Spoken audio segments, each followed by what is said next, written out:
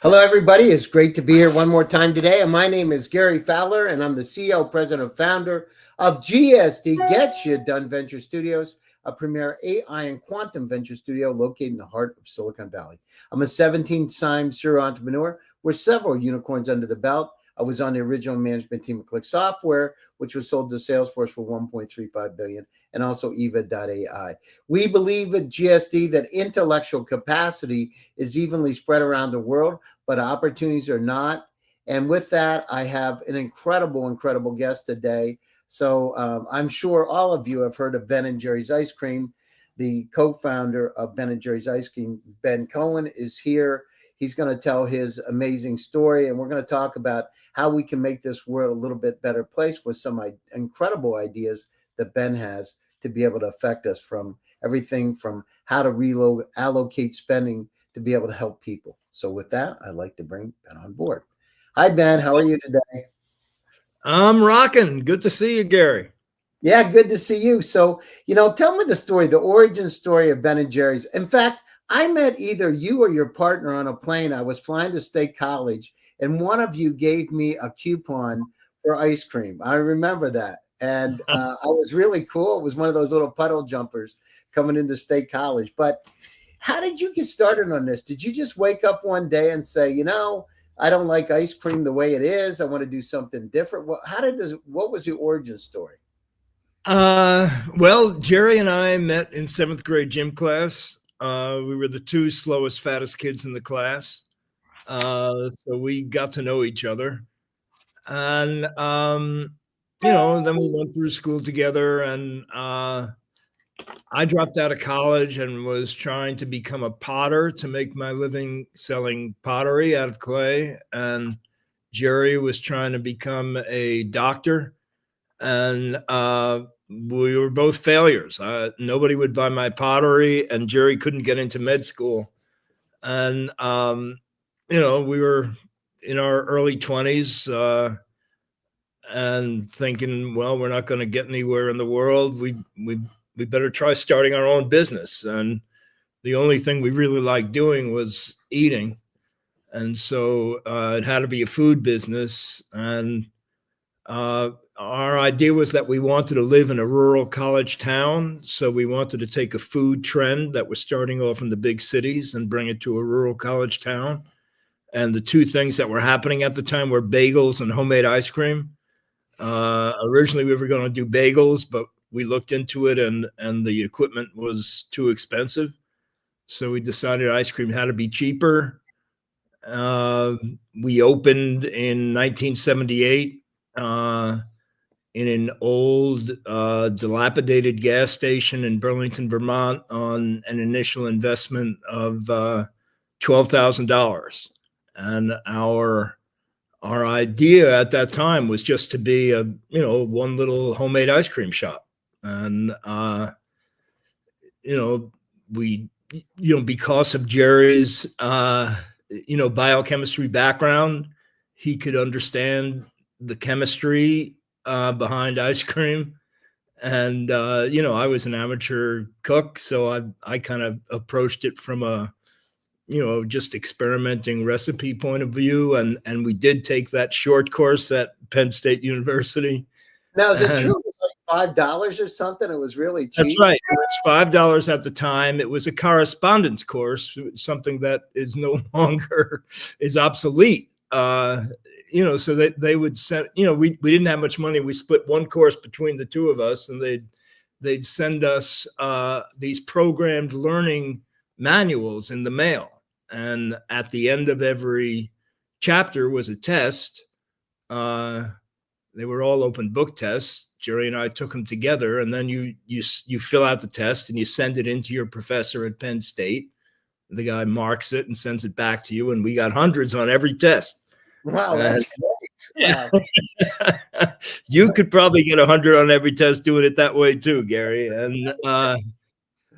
And so we started up and weren't making any money, and we started delivering tubs of ice cream wholesale to restaurants that were asking for it. and we were losing money on the distribution part of it. I was the truck driver, and finally we said, well, maybe we can, if we can pack it in pints, we can maybe sell it to these little grocery stores we were passing on the way to the restaurants, Wow. and that's what turned the corner for the business. And so when you did that, so there's ups and downs and ins and outs. So, we have a lot of entrepreneurs from all over the world that watch the show. What's the thing when you're going down and there's those dark days, right? And you're not sure what's going to happen if you got enough money to pay the bills. How did you get yourself up, Ben? Those days, what did you do to be able to bring yourself up? Yeah, well, a big part of it was that I was working with Jerry, my partner and my friend, and I would see him working so hard, and I felt like, I had to work at least as hard as he did. And he felt the same way. So we kind of motivated each other that way. And, and then the other part of it is that, you've got so much invested in the thing already. I mean, we had all our money invested. It wasn't much, but it was our whole lives, and we were eating it, living it, drinking it, breathing it, sleeping it. And, I remember, there are certainly times when we thought, oh man, this is horrible. We ought to sell this thing. And, we didn't, mostly because we were too busy running it. And, I remember distinctly this feeling during those days that, I was just kind of falling down a cliff, grabbing onto any branch that was sticking out that I could hold on to. And, it was an adventure. It was an incredibly interesting and educational journey. But, any adventure, has a lot of risky, difficult parts to it. And, that's part of the, the joy of the adventure. If you don't have those difficult, risky, don't know if I'm going to make it parts, you're not really on an adventure. If you know how it's going to turn out. That's part of it's like a roller coaster. You go on a roller coaster because you want to be scared a little bit, and you get up and you're exhilarated, right? So it's kind of like that. So how did you deal with it as you didn't have any money, and then as you started to make a lot of money, how did it change your life? Did you look at things differently than you did before? We looked at them the same way, except that, I like most everyone else in the world, I didn't have much conception as to how much $1 million was. And then, we started doing millions of dollars in business, and, I had a real good idea as to how much it was. I mean, if I had to stay over at a hotel for a sales call, I mean, I thought of it in terms of how many pints of ice cream I had to sell in order to pay that bill. Really? Wow, that's amazing. And then as the company started making, we weren't making it. I mean, with our gross revenue was became in the hundreds of millions of dollars, and then eventually it was like around $300 million. And then I could finally get a vague idea as to how much $1 billion is. It was 3 times, the size of our business. And, the size of our business was huge.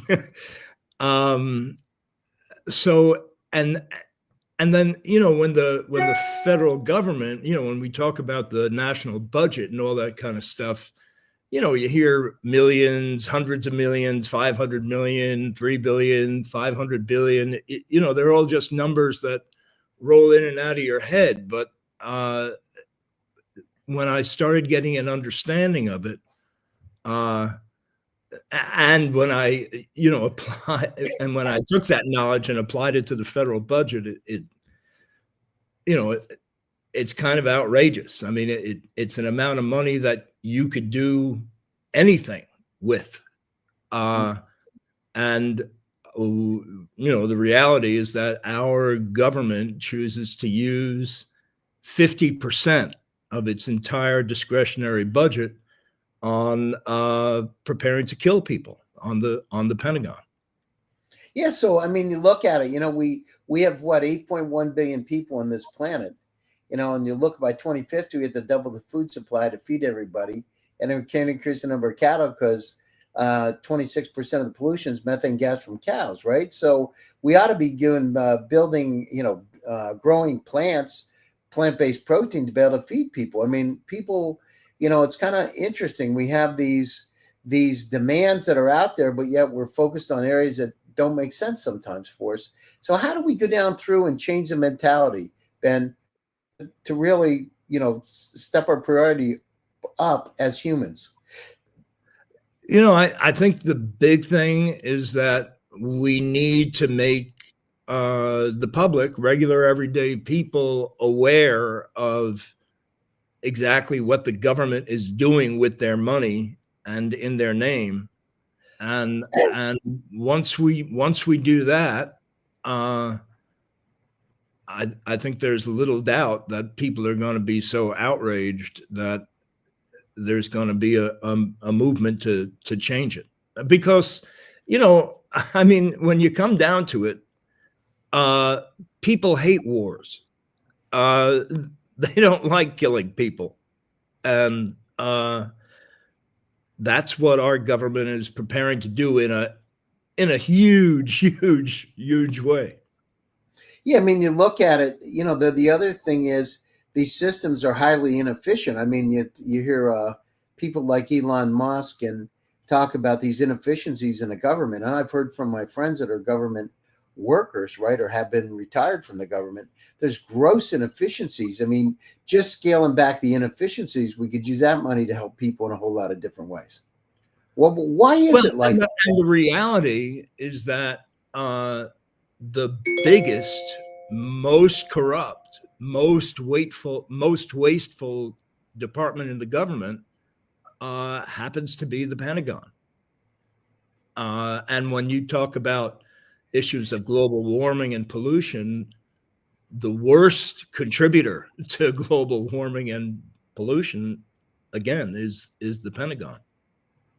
Well, I mean, we look at it, I just was reading, by as early as next year, the average temperatures in the US and Europe could drop 15 degrees Fahrenheit over a 10-year period of time. The Meridional shift, the AMOC, the Gulf Stream is slowed down, and it's actually changing the direction of it and stopping the Atlantic current. And people don't realize the last time it happened was 12,800 years ago, and that was the Ice Age. And these kind of things, people say, oh, it's natural currents. It is natural, but it doesn't happen in that short a period of time. It happens over tens of thousands of years. It doesn't happen like that. So, we got to go down through. We have such a beautiful, wonderful planet and so many nice people, Ben, that really care about each other. I lived overseas myself, lived in Russia, spent time in Ukraine, Belarus, London, Germany myself. And there's so many people treated me great. I mean, they were nice to me. I never had any issues, Yeah. I mean, the reality is that the people that our government is planning on vaporizing are mothers and fathers, sons and daughters, sisters and brothers, just like us. They don't have anything against us. And so why we don't have anything against them. So why is it these things happen then? You've got it. It's not just the US, it's all over the world, right? There's these creeping situations. Why is it? What's and I'm not asking for a definitive cause, but there's got to be something behind. Like it's not just the US, it's all kinds of different countries have the same thing. They're trying to do this. Why? A bunch of years ago, I saw this made-for-TV series called The Power of Nightmares.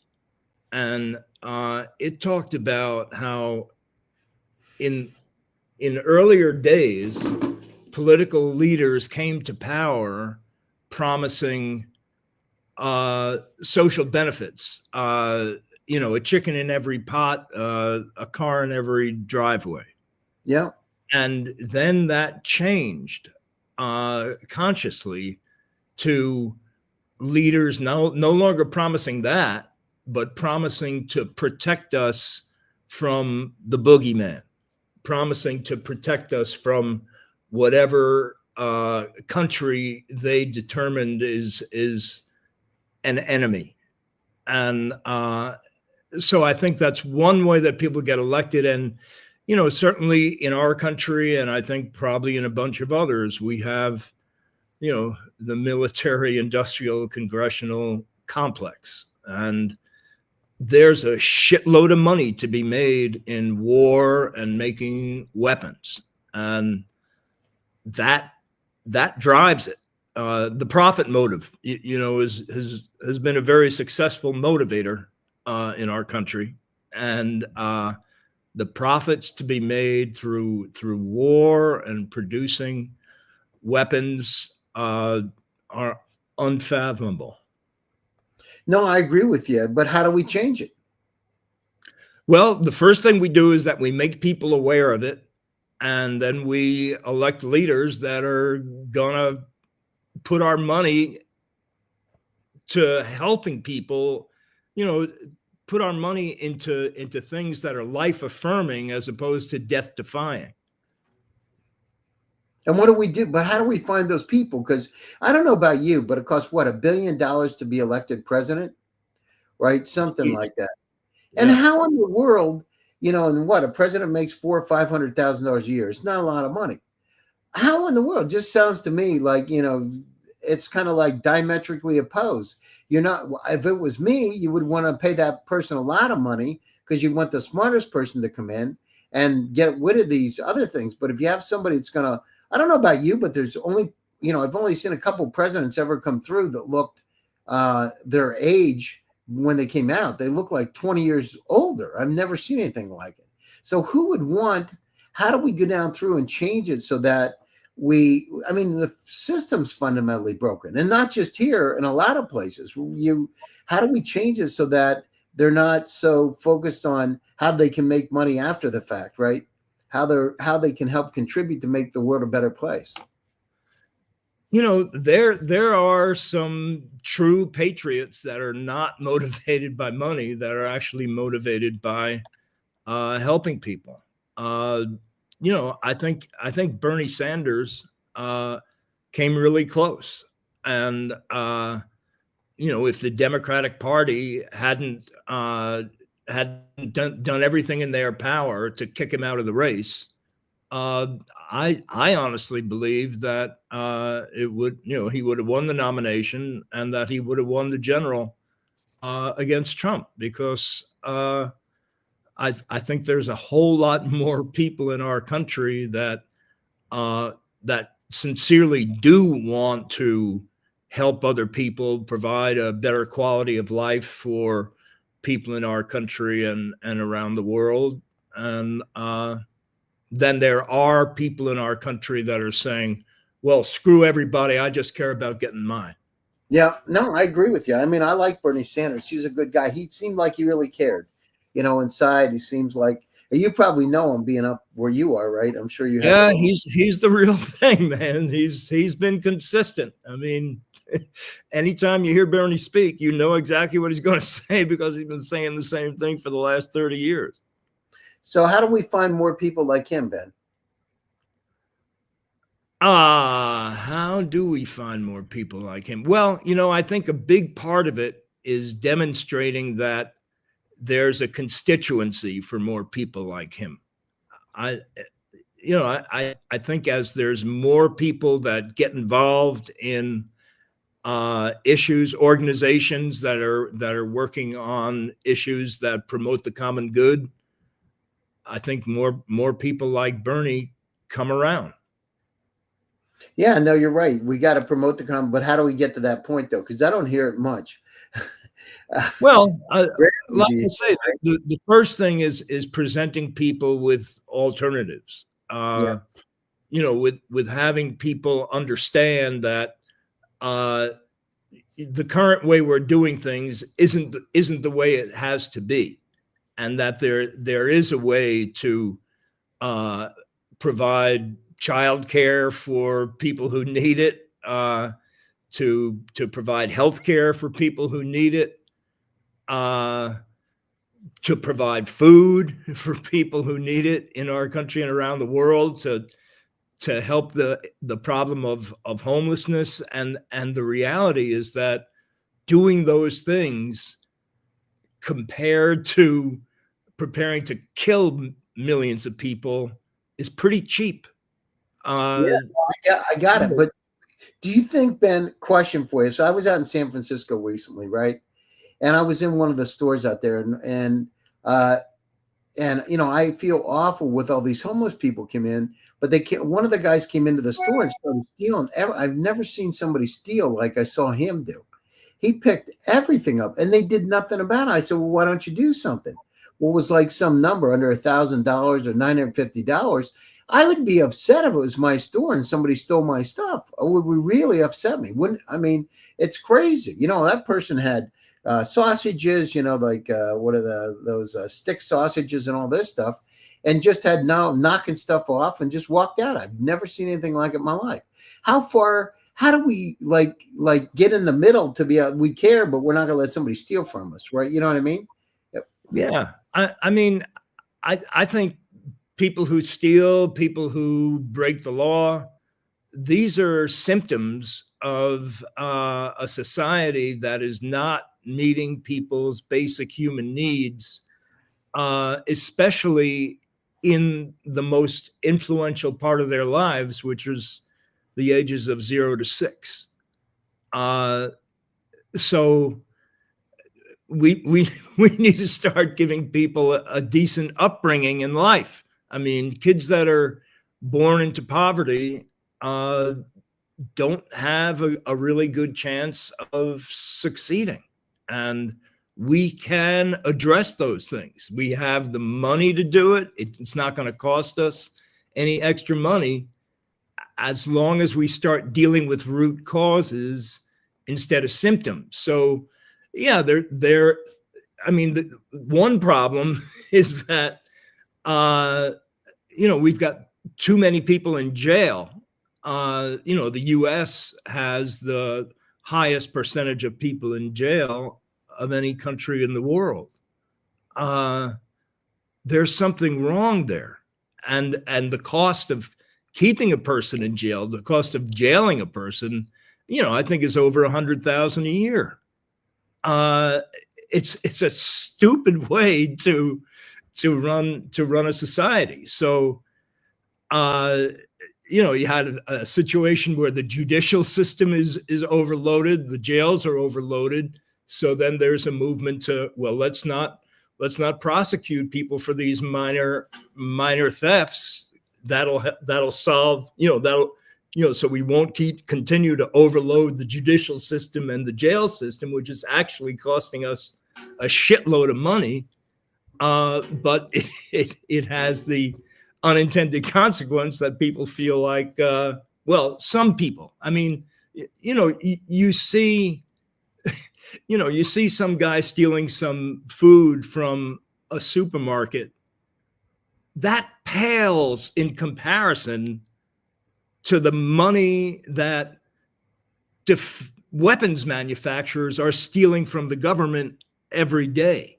I mean, you happen to see the guy with your own eyes stealing the sausage in the supermarket, but I mean, white collar crime is a hell of a lot more than $1,000. Yeah. No, but how do we go down through? Because if you've got that kind of situation, Ben, and you've got some of these nefarious players out there like North Korea, right? Or one that don't have best intentions in mind. How do you, on one side, take care of it and cut down on where you spend and for defense, and at the same time protect yourself against, there are some bad characters out there, right, that could do nasty Well, I things. mean, money for defending the territory of the United States makes a tremendous amount of sense. Mm-hmm. Defense. What we currently call defense is not, it's not about defense. It's about world domination. I mean, Mm-hmm. we have 800 military bases throughout the world. And, we grow up and, oh, well, yeah, of course, we got military bases in, I don't know, Guam, Japan, Cuba.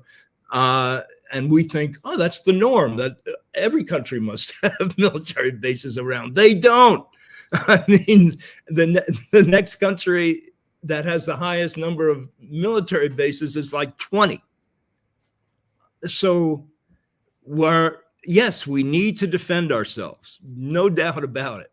But Mm-hmm. that is not the way our military, our Pentagon is structured.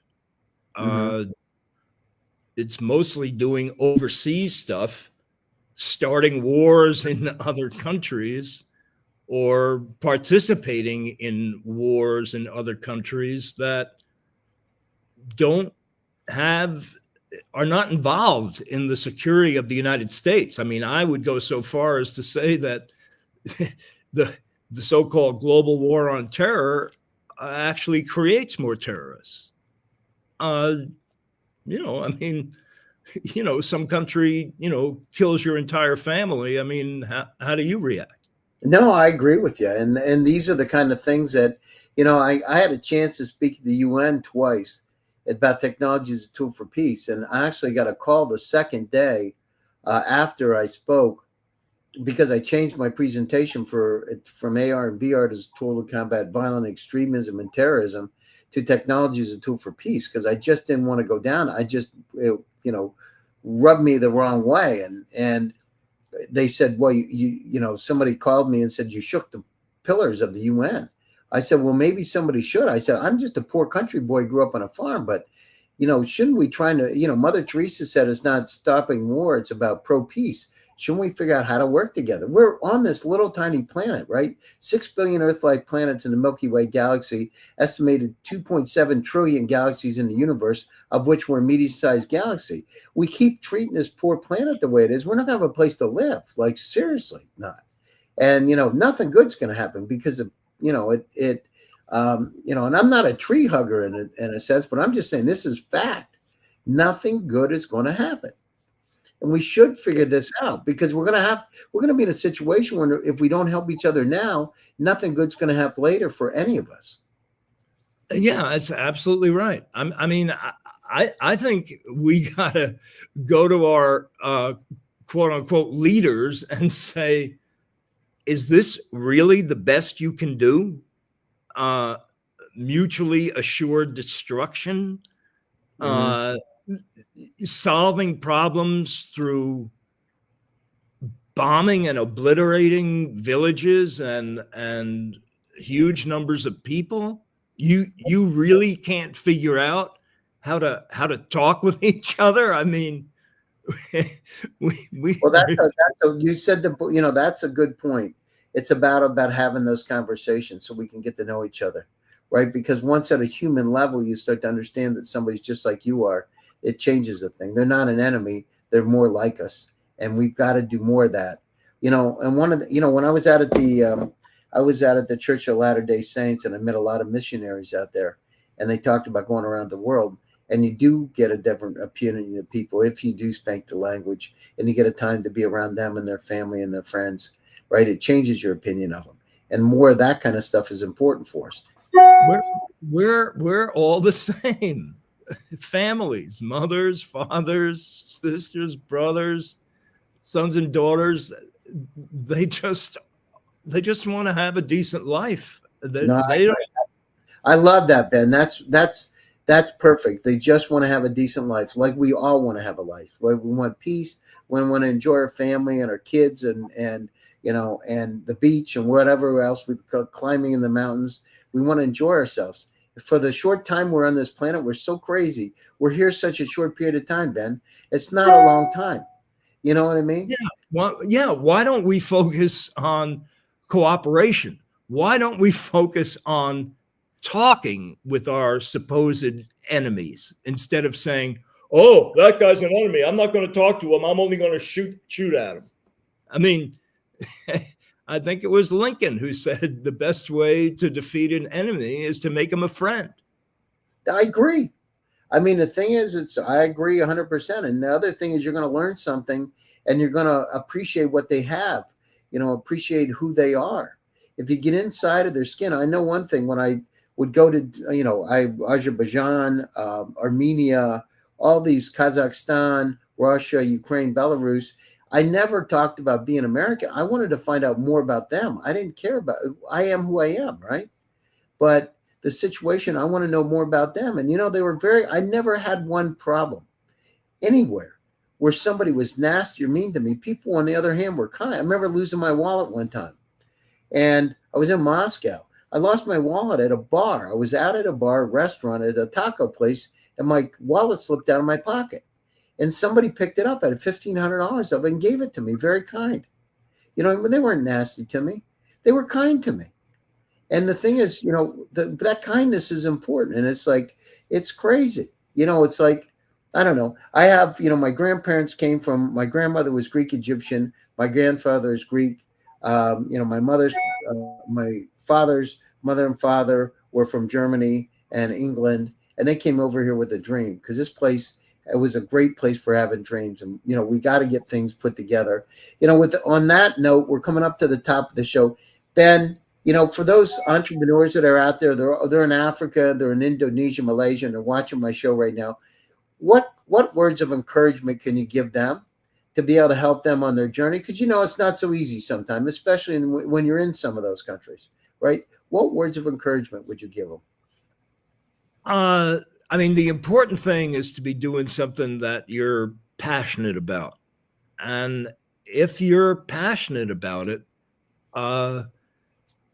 you work through the obstacles. I mean, there's always obstacles. You either go over them, around them, or through them.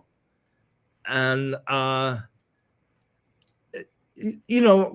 my experience is that you don't know what's going to work, and that the path to success is, a bunch of failures. And I've certainly had my share of them. But the key is to be doing something that you enjoy, that motivates you, and to realize, I guess, as my pottery teacher used to instill in me, the joy is in the journey, that you need to enjoy the process of whatever it is you're doing, as opposed to being so focused on the end result. No, I agree. That's one thing we forget, right? The journey. It's like, it's like a chapter in a book, and you want to read the book. And the other thing is, having the curiosity of a kid. So they're always out there looking for things, and sometimes we forget, when you're a kid, you pick up a butterfly and you can spend a half an hour, 2 hours looking at a butterfly. Keep that curiosity of a kid. Don't give up. Move forward. Believe in your dreams, right? And try to make this world a little bit better place, and give it some kindness and compassion.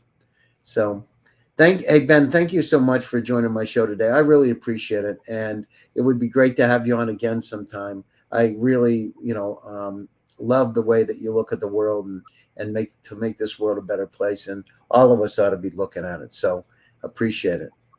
Yeah. Well, good talking with you, Gary. And you just make sure that all that AI stuff is used to benefit regular, old, everyday human beings, as opposed to the military industrial complex. I'll count on you for that. That is your. That's what we're working on, Ben. We're working on it. Med tech, all kinds of things. We're working on it. So thanks again. And thanks, everybody, for joining the show. My name is Gary Fowler, and I'm your host. Stay happy, stay safe, and stay healthy. And I'll be back to you again with another exciting edition. Thanks, everybody, and thank you, Ben, again for your time. Take care. Bye-bye.